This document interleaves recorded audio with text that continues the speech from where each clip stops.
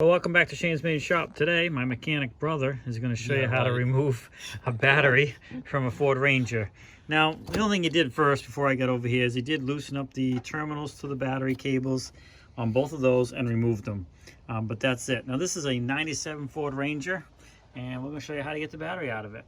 And now there's another reason I'm disconnecting it, since I don't use it for the winter. Well, if you're not using the battery in the wintertime, it's not good for them to sit. So if you're not going to be using it, you should pull it out, put it in a warmer area.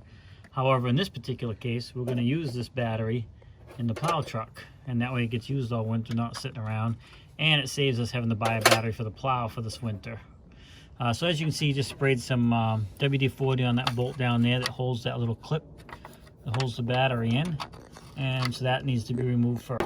All right, occasionally, and this happens to be one of those cases, that bolt's underneath the hood here, and we're in the northern New England area of this country, so we get a lot of salt, and that thing is rusted all out, so we're gonna have to try and use some vice grips on there to get it off. But I believe it's 1/4 inch if it wasn't rounded out, but in this case, we're gonna have to do something a little bit different, clamp onto it, and unbolt it with something a little different.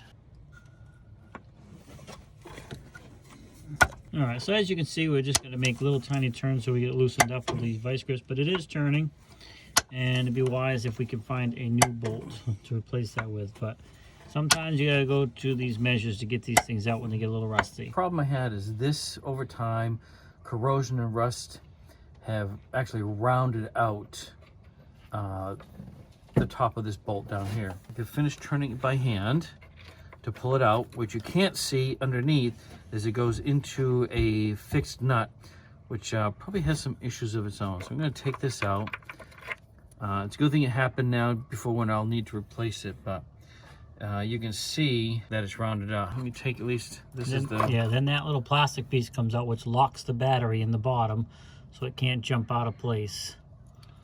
And now your battery is free to move, as you can see. So once you remove this piece, the battery is free to come out, assuming you have all your wires removed.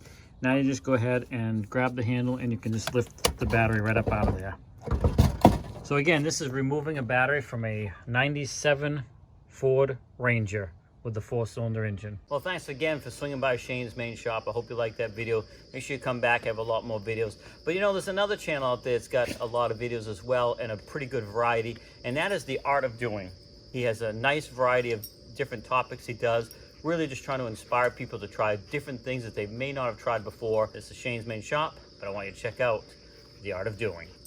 Have a great day, and we'll see you in the next video. You ready to play, Layla?